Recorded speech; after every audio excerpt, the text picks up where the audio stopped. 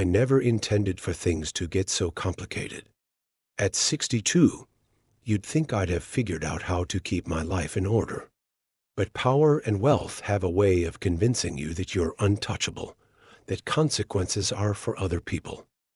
I'm Richard Harrington, and this is the story of how my arrogance nearly destroyed everything I'd built. It was a Tuesday in October when I first saw her. I was making my rounds, checking on some of my oil wells outside Tulsa, just routine business. Or so I told Elaine, my wife of 38 years. The truth was, I needed space from the suffocating stillness of our mansion. Our relationship had long since cooled into something resembling a business arrangement more than a marriage. The roadside bar wasn't much to look at, one of those places with neon beer signs and pickup trucks in the gravel lot. I hadn't planned to stop. It just happened. Sometimes the most consequential decisions in our lives occur on impulse, don't they? She was tending bar, this young woman with chestnut hair and eyes that seemed to know things they shouldn't. Couldn't have been more than 25. Her name tag. "Read, Cassie, what can I get you?" she asked, and something in her voice caught me off guard. It wasn't the forced cheerfulness of someone working for tips. There was an edge to it, a hint of irreverence, bourbon. Neat. I watched her hands as she poured. Slender fingers, nails painted a deep burgundy. She slid the glass toward me. "You're not from around here," she said. Not a question, I smiled. "What gives me away? The suit? The watch?" She nodded toward my wrist. "That's not oil field worker money," I laughed. It had been a long time since someone had spoken to me without deference or agenda. "In my world, everyone wants something. Richard Harrington," I said, extending my hand across the bar. "I know who you are." "Mr. Harrington," she replied, but she shook my hand anyway. Her grip was firm. "Everyone in Tulsa oil country knows who you are. I should have left then. Should have finished my drink, left a generous tip, and driven back to my predictable life." But there was something about the way she held my gaze, challenge and curiosity mixed with something else I couldn't quite place. At 62, I'd built an empire by recognizing opportunities. This felt like one, though of an entirely different sort than I was accustomed to. "Call me Richard," I said, and ordered another bourbon. I told myself I wouldn't go back to that bar. I lasted 3 days. When I returned, she smiled like she'd been expecting me. We talked, really talked. Not about oil prices or acquisition strategies or the hollow social niceties that filled my days. She told me about growing up in a small town outside Tulsa, about her dreams of becoming a photographer, about the reality that kept her behind that bar. "Money," she said simply, when I asked her why she stayed. "Isn't that everyone's reason for doing what they don't want to do?" By the third visit, we had an understanding. I'm not proud of what followed, but I won't insult either of us by pretending it was something it wasn't. Cassie was pragmatic about our arrangement. I was wealthy and lonely. She was struggling and ambitious. We both had what the other needed. I rented her an apartment in a discreet part of town. Nothing flashy enough to draw attention, but nicer than what she could afford on her bartending income. She cut back her hours at the bar. I found reasons to inspect properties twice a week. In those early months, there was a simplicity to our relationship that I found intoxicating. With Elaine, there were decades of resentments, disappointments, and compromises between us. With Cassie, there was only the present moment. Her youth made me feel alive in a way I hadn't in years. My aging body, which had become a source of quiet anxiety in my marriage, became something new in her presence, a testament to experience rather than decay. Our first night together was marked by an unfamiliar nervousness on my part. My weathered hands, spotted with age and years of sun damage, seemed grotesque against her smooth skin. But she took them in hers, guided them across her body, and whispered encouragements that dispelled my hesitation. "These hands have built an empire," she said, tracing the liver spots and prominent veins. "They should tell a story." I knew it was flattery, but I chose to believe it anyway. That's the thing about getting older, you become complicit in your own delusions. She moved with a practiced grace that night, arching against me, moaning at just the right moments. At first, I wondered if it was genuine, but soon I stopped caring. When I entered her, the warmth and immediacy of the connection made everything else fade away: the company, my marriage, the inevitable complications. For those moments, there was only sensation and release. Afterward, as she lay with her head on my chest, I felt a contentment that had eluded me for years. It wasn't love, we were both too pragmatic for that, but it was a kind of peace. We fell into a rhythm. Tuesdays and Fridays, usually in the late afternoon, I'd bring food from restaurants too expensive for her usual budget, and we'd eat at her small kitchen table before moving to the bedroom. Sometimes we'd talk for hours afterward, her head on my chest, my fingers tracing patterns on her back. Other times, I'd leave almost immediately, duty calling me back to my real life. "Do you ever think about leaving her?" Cassie asked once, her voice carefully neutral. I remember laughing, not unkindly, but with genuine surprise at the question. "And do what? Run away together? Live happily ever after?" She shrugged, her bare shoulder rising and falling in the dim light of her bedroom. "People do it all the time." "People, perhaps," I said.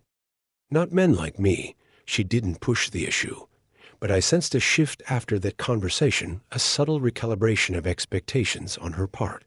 It should have been a warning sign, but I was too enthralled with the fantasy we'd created to notice the cracks beginning to form. While my affair with Cassie blossomed in secret, my marriage continued its slow, dignified decline. Elaine and I had perfected the art of living separate lives under the same roof. Our conversations revolved around logistics, charity events to attend, household staff to manage, occasional updates on mutual acquaintances. We hadn't shared a bedroom in over a decade, a change that occurred so gradually neither of us could pinpoint when exactly it happened. One evening, about 4 months into my relationship with Cassie, Elaine and I were having dinner on the terrace. It was one of those perfect Oklahoma autumn evenings, the air just cool enough to be refreshing after the summer heat. "I ran into James Porter today," she said, referring to one of my oldest business associates. "He mentioned he hasn't seen you at the club in months." I took a sip of wine, formulating my response. "Been busy with the new acquisitions in the Panhandle. You know how it is." She nodded, cutting her food with precise movements. "He said the oddest thing. He could have sworn he saw you at some roadhouse bar outside town a few weeks ago." I told him he must be mistaken. My fork paused halfway to my mouth. Elaine continued eating, her expression placid. "Must have been," I agreed, forcing a chuckle. "Can you imagine?" "Hardly," she said, and smiled in a way that didn't quite reach her eyes. Though I suppose we all need our diversions, the conversation moved on to other topics, but I felt a chill that had nothing to do with the evening breeze. For the first time, I wondered if the distance in our marriage wasn't mutual after all, if perhaps Elaine had been waiting all these years for me to cross a line she couldn't ignore. 6 months into our arrangement, I began to notice changes in Cassie. Small things at first. She seemed distracted, checking her phone more often. Once, I arrived at the apartment to find her hastily wiping away tears. "Just homesick," she said, but I didn't believe her. I should have ended things then. Instead, I did something worse. I had her followed. It's amazing how quickly we revert to using power when we feel it slipping away. The private investigator's report was concise. Her name was actually Cassandra Wheeler. She was 29, not 25, and she had been in a relationship with a man named Mike Brennan for 3 years. He worked on one of my rigs. Betrayed? I was the married one. I had created this elaborate deception, maintained it meticulously, all while feeling righteous in my dissatisfaction with Elaine. The investigator had included photographs Cassie and a rugged-looking man with dark hair entering her apartment building, shopping together at a grocery store, kissing in the parking lot of the bar where she worked. The intimacy captured in those grainy images made my stomach turn. It wasn't just that she had another lover. It was the sense that what they shared was real in a way that what she and I had was not. When I confronted Cassie, she didn't deny it. "What did you expect?" she asked, those eyes still unflinching. "That I'd be alone whenever you weren't here. That I'd exist in suspended animation until you decided to grace me with your presence." "I expected honesty," I said, my voice rising despite my efforts to control it. She laughed, a harsh sound that felt like a slap. "That's rich coming from you. Does Elaine know where you are right now?" I left her apartment that night, convinced. I was done with her. I lasted 2 weeks before calling again.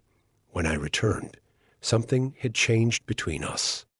The easy intimacy was gone, replaced by a charged awareness of the power dynamics at play.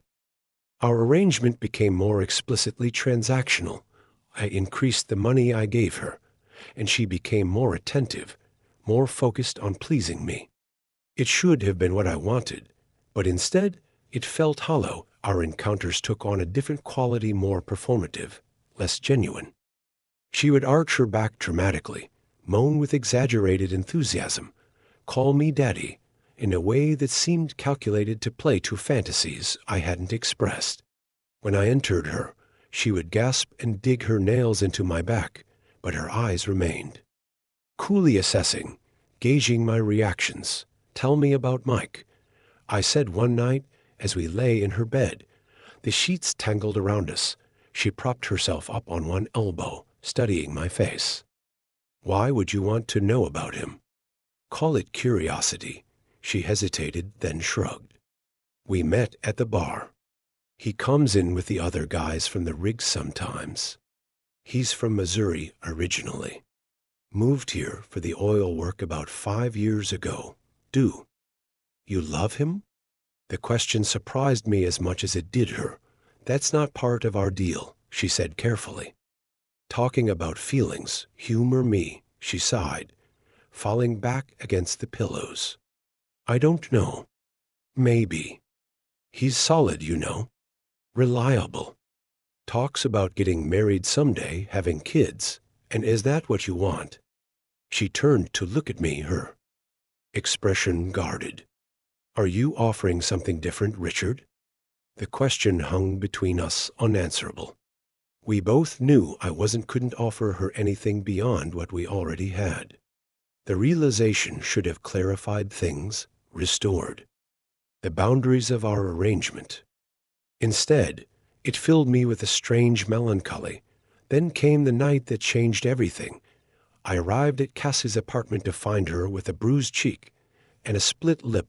"What happened?" I demanded, though I already knew Mike found out about us, she said simply. "Someone from the rig saw your car here." Fury rose in me, not just at this man who had dared to hurt her, but at the situation I had created. "I'll take care of it," I promised her.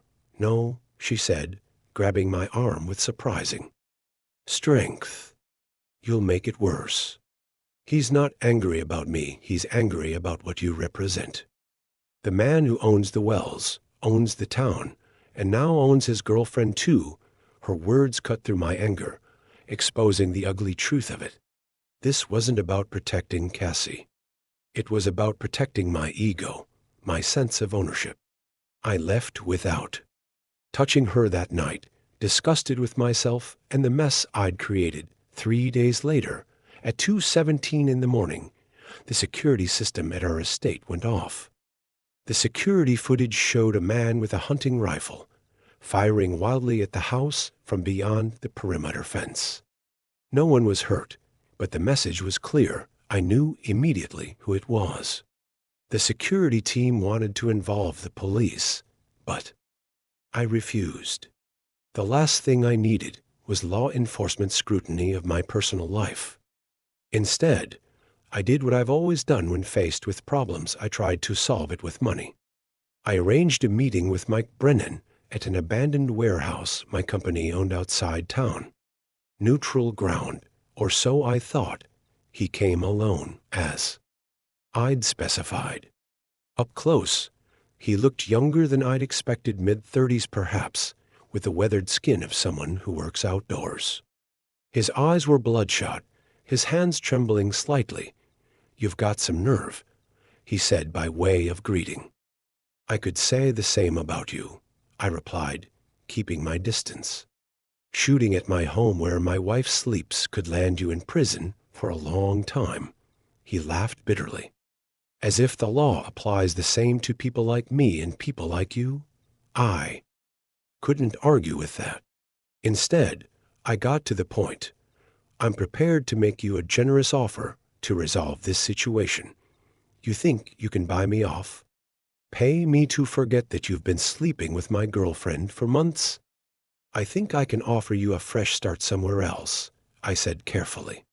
"Enough money to begin again, away from Tulsa and the memories here." I named a figure that represented more money than he'd make in 5 years on the rigs. His expression shifted, anger giving way to calculation. I recognized that look. I'd seen it in the mirror enough times during negotiations. "And Cassie?" he asked. "That's between you and her," I said, though we both knew it was a lie. She'd made her choice. Already, he took the money. They always take the money, but as he pocketed the cashier's check, something in his expression gave me pause, a flicker of resentment, so profound it bordered on hatred. "This isn't over," he said quietly.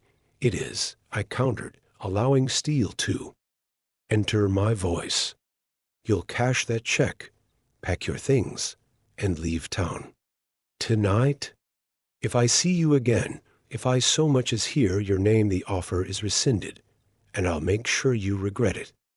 He held my gaze for a long moment, then nodded once. "You're used to getting what you want, aren't you?"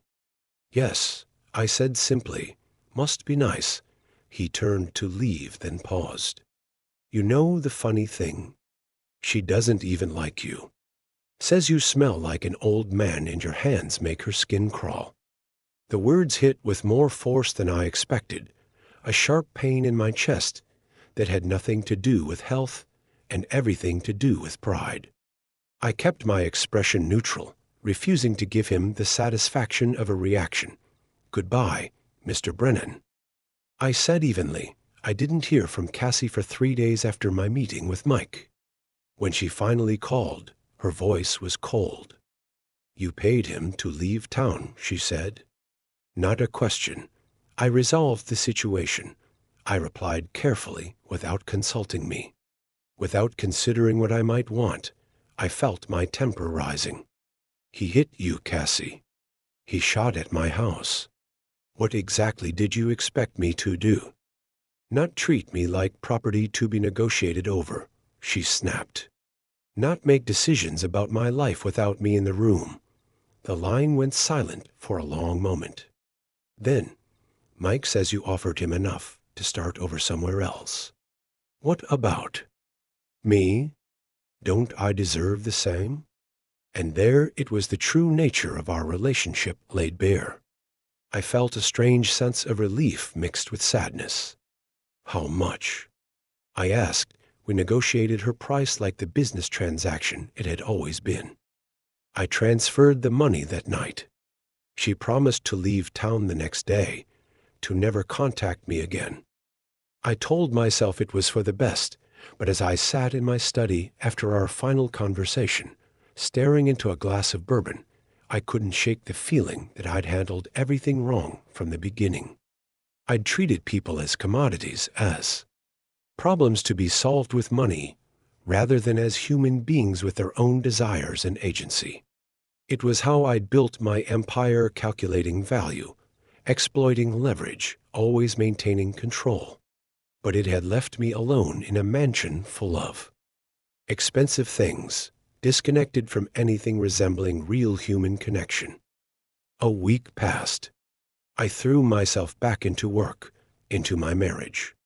I made an effort with Elaine that I hadn't in years, brought her flowers, suggested dinner at the restaurant where we'd celebrated our first anniversary. She accepted these gestures with a gracious wariness that broke my heart. "Why now, Richard?" she asked over dessert. "Can't a man try to reconnect with his wife?"